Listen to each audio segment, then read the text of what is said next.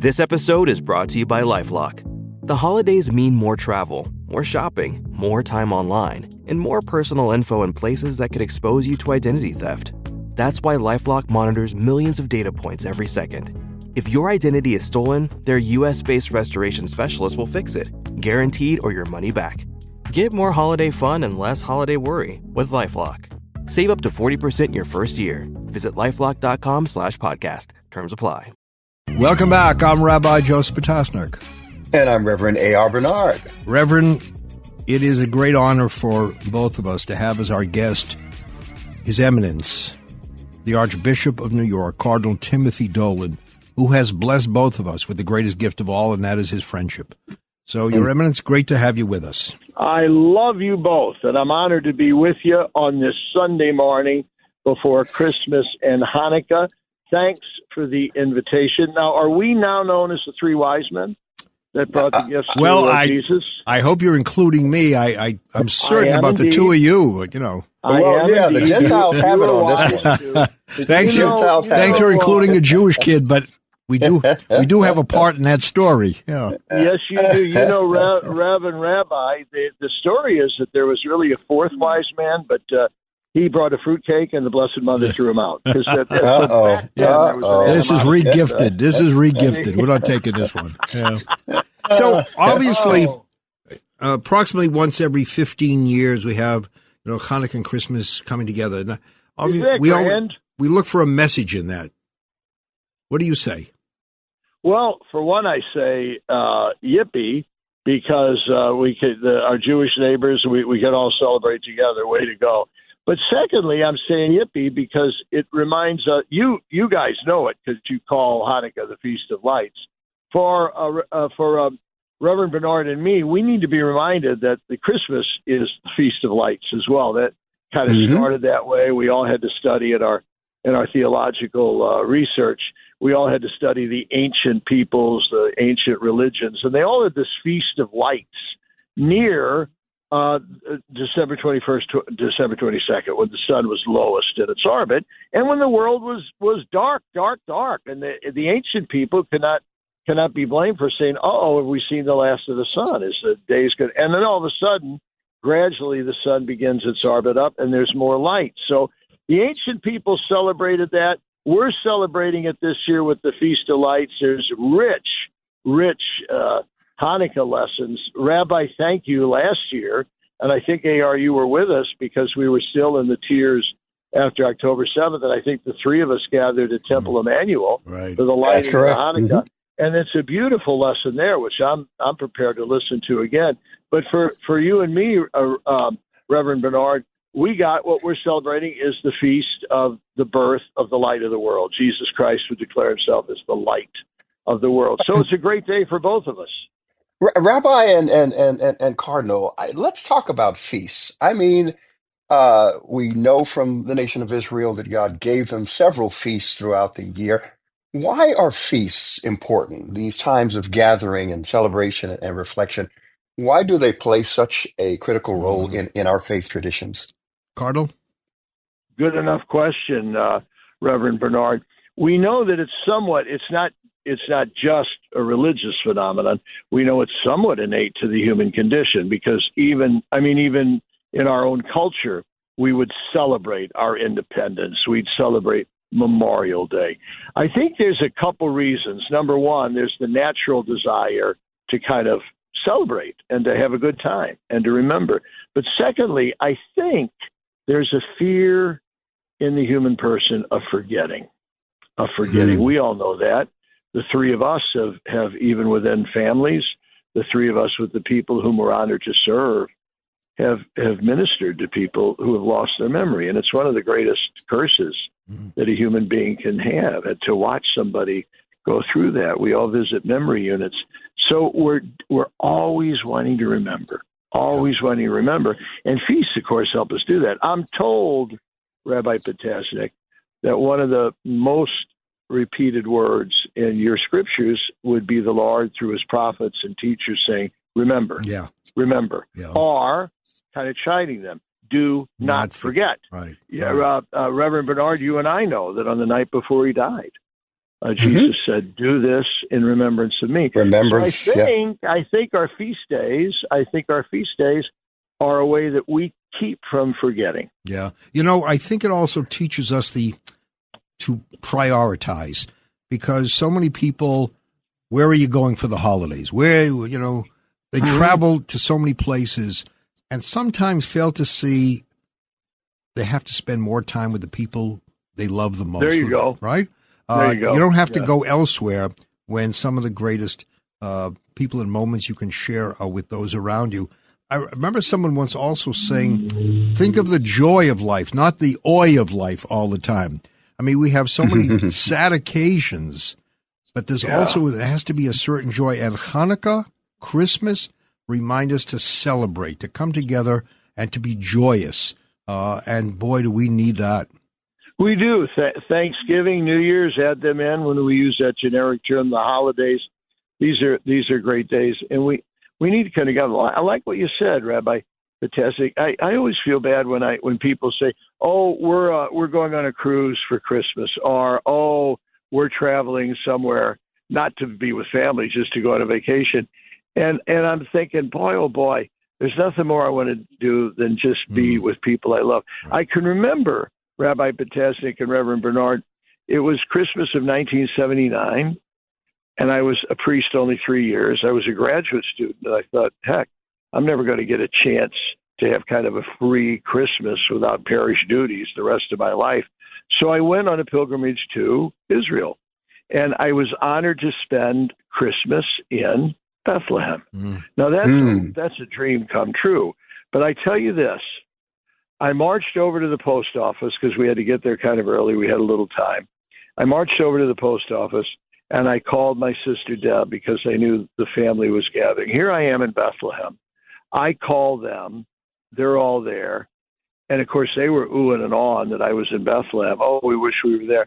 And I'm thinking to myself, you know what? I wish I were with you. Yeah. Because it is a canard, but there is no place like home for those holidays. Yeah. We, the three of us, kind of have to work. They're working holidays for us. But I love it. Don't you guys? Well, the holidays for us begin when the holidays end for the lay people, right? That's when you're right. That's true. We're in work. But you guys share this. Hanukkah, you guys got the advantage, Rabbi Patesic. Hanukkah goes on for 8 days, right? Right, correct. Now, technically, AR, Christmas goes on with the 12 days of Christmas until the Feast of the Epiphany. But we've forgotten that. It ticks me off when on December 26th, I'll go out for a walk and I see the Christmas trees already by the trash cans. Yeah. They've already forgotten about it. I'm thinking, come on now, Christmas is just beginning. Let's keep it going. You know what I find interesting, Rev and Cardinal? Hanukkah says, don't just light the candles, put them in the window. Put them in a place where they can be seen. Now, years ago in history, unfortunately, there were times we had to keep the candles hidden inside, not seen by the outside. But thankfully, we live at a time where we can publicize who we are. We can be proud of our heritage, and we can be side by side. Look at the Hanukkah Christmas. We can stand together, as members of one human family. Way to go. Right. I love that. Yeah. And that, AR, I congratulate my people. I said, thanks for putting up the Christmas lights. Thanks for putting up the Christmas tree. You're reminding us of light. You're reminding us of the light of our faith. You're reminding us of the birth of Christ, the light of the world. I'm glad they do it. That's all that's the purpose of those decorations. And you with the menorah. Yeah, absolutely. And for our family, I have a large family. We're about to welcome our 27th grandchild tomorrow. Matter of fact, they're inducing labor. My youngest son, and we get together on Christmas Day. My whole family gathers at my home. We leave Thanksgiving to go with their in-laws, etc. But Christmas is one that we've preserved over time. And it's just wonderful getting together. We have a few family and a few friends, and it's just about fellowship. It's about talking, of course, about leftovers for about 8 days too, which is not bad. Reverend Bernard, what do you do? Do you have at the Christian Culture Center, do you have prayer and worship on Christmas Day? We do when it's on a Sunday. Okay. But we encourage people to spend time with their families on Christmas Day and Christmas Eve. And we've established traditions where they have prayer groups that meet on Christmas Eve to usher in the Christmas Day. So, Okay. and we encourage people that if you're single and you don't have family, find a family in the church. And we actually have people Nice. that will reach out just to Yeah. include them. Yeah. And it What works is well. it, Rabbi Potasnik? Can I ask you this? Hmm. I've had other Jewish friends tell me this. So Hanukkah is rich in spiritual meaning. But I've heard some other of my Jewish friends say, it really wasn't till recently one of the major holidays in the Jewish calendar. It sort of got elevated because the Jewish community was eager to have something at Christmas time. Is that accurate? So I tell people the following. They say, is Hanukkah major or a minor holiday? There are two things. One, I say, look at when alternate side of the street parking is suspended. It's not suspended during Hanukkah. So that sends you one answer. But the second thing is, even though it's not considered a major holiday, it's a minor holiday with a major message. Because when you look at what happened, for Jews to search for that oil, here they saw the menorah was destroyed. The beauty of the sanctuary was completely taken from them. They could have simply walked away and said, we're never going to find oil in there. We're never going to kindle light again. And yet they continue to search. And I think it's that hope, over despair, the light over darkness. It's a major message that we share with one another. Yeah. Would there be customs? I mean, would families come together for the lighting of each of the candles? And have the young people participate in it. Make sure because, I think sometimes, the adults kind of take over and the young people just watch, and we say, no to the young people, you're going to be part of that kindling ceremony. Yeah. We're going to sing the songs together. Yeah, we're going to give you gifts for 8 days. What about, so they do, there's some gifts now. I know, like I have a menorah in my house that some Jewish friends gave me, and I noticed in many homes, they're up, and even in offices, they're up all year, but you would only light the candles at Hanukkah? Yes, yeah. But you know what's interesting? There's one candle, if you look at your menorah, or we call it technically Chanukiah, but if you look at that Chanukiah menorah, there's one candle that's higher than all the others. And the sole purpose, it's the 9th candle. The sole purpose is to light the other candles. And I see. What does that say? If you bring light to others, you stand a little bit higher. If you can bring a little a little more hope into the world, you stand a little bit higher. So it's a major message coming from a minor holiday, and thanks to the Christians, it's been elevated because But by the way, I walk into we borrowed enough from you. So. yeah. You're still more to go.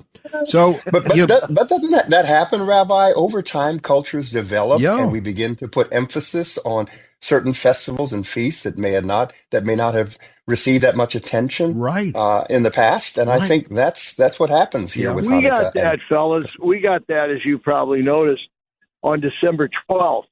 It's a relatively minor feast day, but it's become huge now. It's the Feast of Our Lady of Guadalupe, celebrating Our Lady's apparition, smack dab where the two North and South America meet right outside of Mexico City at Guadalupe.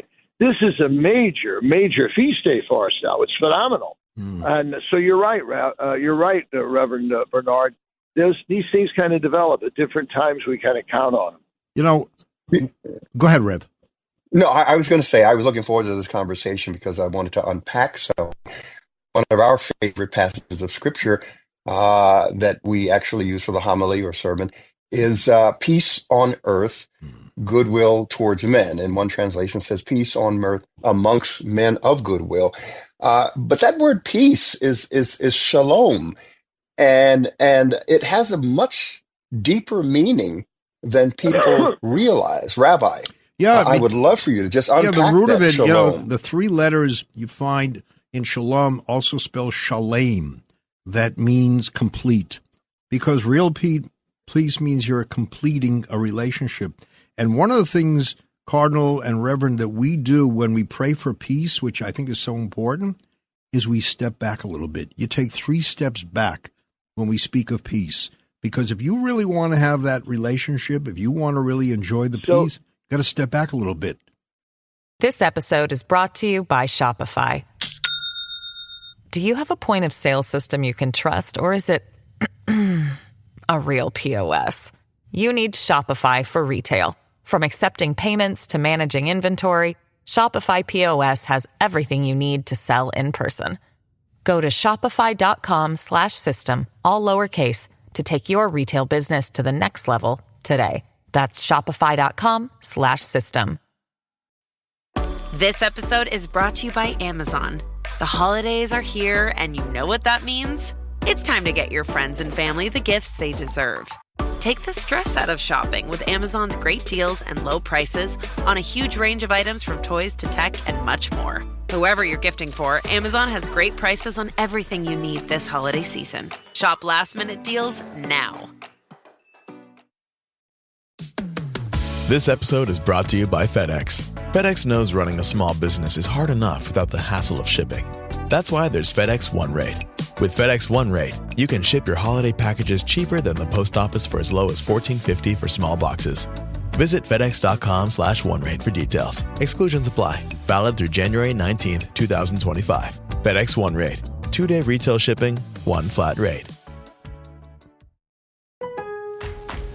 December deals just dropped at Lowe's. Get up to 30% off select major appliances. Plus, take an additional $75 off every $1,000 you spend on select kitchen major appliances from Whirlpool, KitchenAid, Amana, and Maytag. And save $30 on a project-sourced 3-gallon pancake compressor. Was $79.98, now $49.98. Valid 12/19 through 12/25. Cannot be combined with additional discounts. See Lowe's.com for details and qualifying items. While supplies last. Tool offer valid 12/5 through 12/18. While supplies last. Way to go. I like, too, what you just said, because you were saying, what was it again? It's the word for whole? Yeah, shalem means whole. Yeah. And that's from means whole. It always, in both of our traditions, is an emphasis on the holistic, the coming together. We might use the word integrity. Yeah. We might, it's just, that when we are whole, when we are integrated, when we are people of integrity, and of course the opposite is when we disintegrate. So we need that integration. We need that wholeness for peace to come. And I think, that comes from the light. It comes from the light that comes from the Lord. To both and it of means you, more than just I'm sorry, Rabbi, I'm just going to say, and it means more than, peace means more than just the absence of hostility. Thank you. It speaks to that totalness of well-being, spirit, soul, and body. It means rightly ordered relationships. It means a rightly ordered society. All of that is invested in that word shalom, peace, and we don't realize it. And when we think about it, it's to be celebrated at this time, that wholeness that you talked about. There you go. And for us, of course, Reverend Bernard, for us, of course, it's the wholeness that when the human and divine nature become one in the person of that baby at Bethlehem, there's that wholeness, there's that unity. No longer are we at odds with the Lord.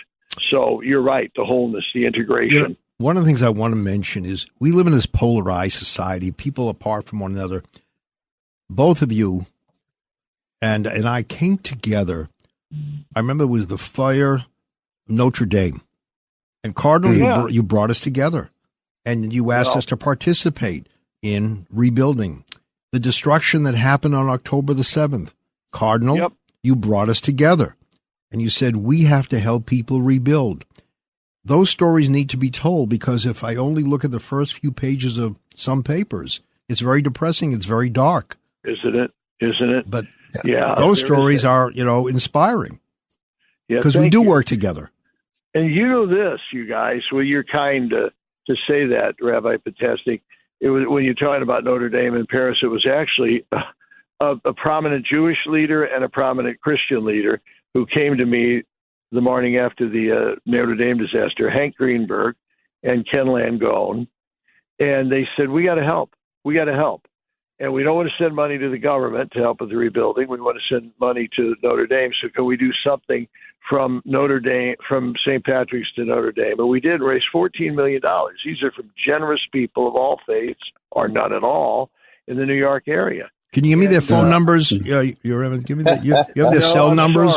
I'm sorry. That's where I'm not holistic, okay? But it doesn't stop there. I mean, Cardinal, you gathered us together recently to rebuild a home that was damaged as a result of October 7th, and we came together. In fact, you were on Sirius Satellite Radio show this past week, as you would have been, talking about it. You were missioning, and we Do the folks know that? You've heard us, everybody, talk about Choral, the Commission of Religious Leaders, and you're listening to the three guys that kind of are the executive committee. And we were honored through the UJA to have one of the victims of the October 7th massacre, who the daughters who were there, their father was butchered. He was a security agent.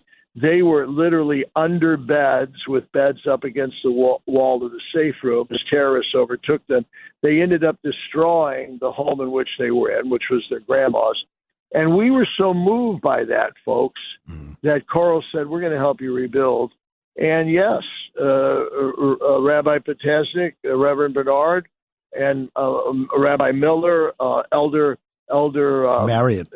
Marriott, yeah. Mm-hmm. And we all came together and gave Eric Goldstein a check for $66,000, which is half of what it's going to cost to rebuild their house, the other half being provided by the Israeli government. So that's what New York, and look, you're right, Joe Potasnik, as usual, because all we hear is religion and faith being lambasted as sources of division and sources of hatred and sources of animosity. And you know what we say to that, but we can't say it on the air. And these are examples of unity and coming together that need to be trumpeted. Can I ask both of you a question about preparation? I know when it comes to the high holy days, we prepare sermons, we indulge in certain rituals. How do you prepare for Christmas? Since 1981, Unbound has connected people like you with families worldwide on their self-directed paths out of poverty. A brighter future is possible for these families when we all walk together. Sponsor a child today, and you'll help a family take the first steps on their path. Change their future in just one click. Start walking with your new friend today at unbound.org/walk. Well, Rabbi, or Reverend Bernard, you're spared because for me, but I'm sure the Sundays around Christmas are biggies for you. For me, Christmas Day is extraordinarily important in preaching because we got midnight mass, and then we got, we have the regular schedule of masses in St. Patrick's, but the two biggies would be midnight. No, actually, the biggest, fellas, is 5:30 p.m. on Christmas Eve. That's when all the parents bring their kids, so they're kind of free the next morning. But midnight is big, and 10:15 Christmas morning.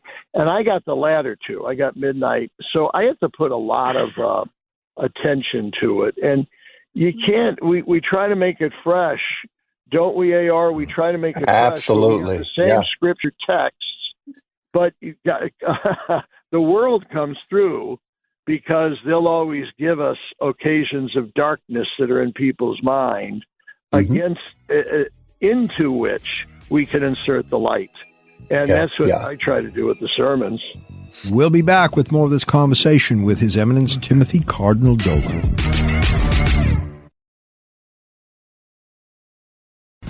Reverend A.R. Bernard, Rabbi Joseph Potasnik, the Rev and the Rabbi. Talk Radio 77 WABC and the all-new WABCRadio.com. Welcome back. I'm Rabbi Joseph Potasnik. And I'm Reverend A.R. Bernard. People don't realize we wrestle. It's not that we don't have material because we've been in this for quite some time, but how do we find the right words? And of course, metaphor.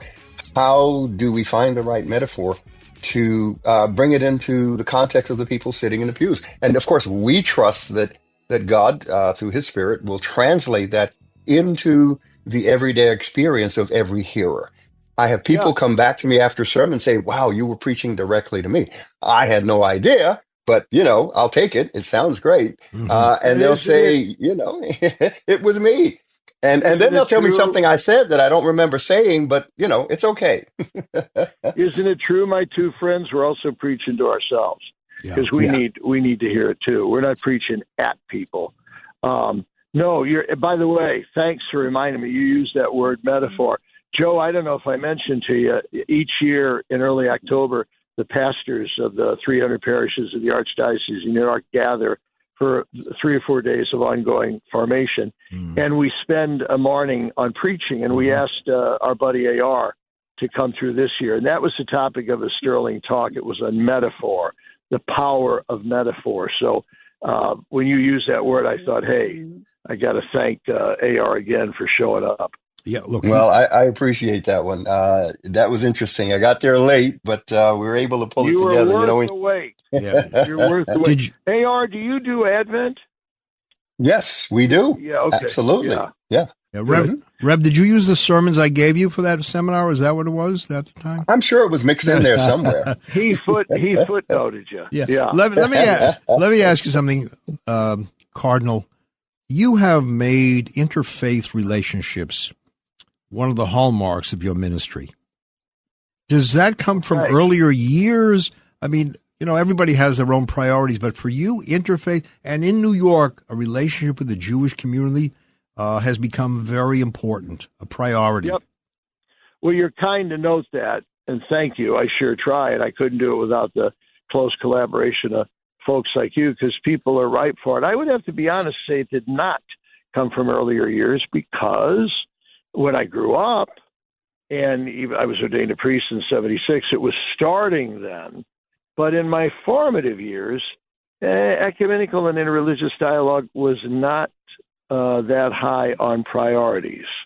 I was never in a non-Catholic church in my life until my early years of priesthood. I'm not saying there was animosity. My two best friends growing up were Baptists. But it wasn't an animosity. It was just sort of a distance to think, hey, we're both of different religions, and we better not talk about that. No, I think it is when I finally got started by necessity, I enjoyed it. I loved it. And then it really came, it really flew when I was in Archbishop of Milwaukee, because they had a pretty vibrant ecumenical and interreligious dialogue there. In fact, they have a great tradition there on the eve of Thanksgiving. Almost every parish, synagogue, and Christian church come together. They'll choose a central, they'll take turns hosting, and the people will come for a prayer of thanksgiving. It's very powerful. So I enjoyed it, and I saw the results of it. And I thought, and you are right, Rabbi Potasnik, in New York it's essential. And I inherited a very vibrant a Jewish Catholic dialogue and friendship that I just love. So it's kind of natural now, but it wasn't always, I got to admit. Let me present this, and this will be a little tough if you guys don't want to touch it. It's okay, but I was on a television show with Governor Mike Huckabee. He's a evangelical pastor and in that evangelical world, and he asked me about the Jordan Neely verdict, and we were able to segue. I responded, but we were able to segue into a reality that we don't talk about enough, especially in such a polarized America where we're choosing sides, one side or the other. And the fact is that Jesus spoke to both personal sin and systemic sin. And the law of Moses also spoke to personal sin and systemic sin. Jesus affirmed the law, but he also challenged the deeper conflicts of values and norms and the inequitable distribution of power and selective application of the law. And we see that today, but it tells us that we as believers, we live in a tension between moral order, which is a system of, ethical principles and values and norms that govern behavior of individuals and groups, but also social change, because the people who occupy that moral order and represent it are broken, wounded individuals and can come up with ideas that are biased or prejudiced. And we have to change policy. We have to change system and structures. How do you speak to that, Cardinal and Rabbi? This tension that we live in between moral order and the need for social change. And Reverend Bernard, we tend to kind of go back and forth on it. I know, at least in our own Catholic give and take, for a while there, in, let's say, mid-'60s to maybe mid-'80s, there was a huge emphasis on systemic sin. In fact, we began to use the word sin in the singular.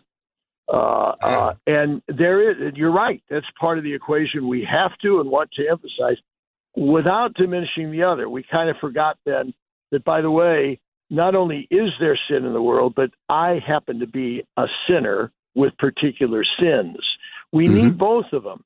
And I sometimes think we err. So look, I don't want to get too superficial here. Liberals, those who would be that our culture might brand to those on the left, like to talk about systemic sin. The conservatives tend to talk about more personal sins, and we need them both. It's that both and thing, right? Yeah. And I think that's so important because we choose sides and say that we have to choose one at the expense of the other. But it's both and. Rabbi, in your tradition, you deal with the moral life of the individual and the moral life of society as a whole, correct? Yeah. I think looking at it, that hopefully we reach a place where moral order or the moral foundation inspires us to look at societal change as well.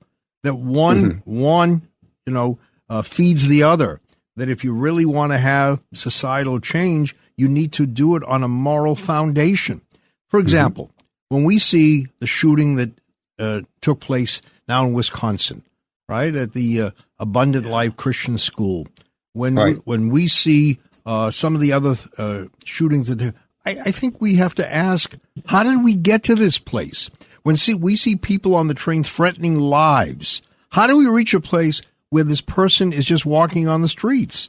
So I think moral order says we got to do more mental health, intervention.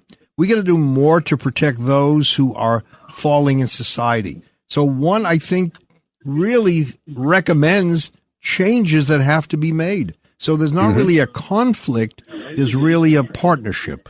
Way to go. Way to go, Rabbi. And listen, fellas, that brings up the dynamic that the three of us face.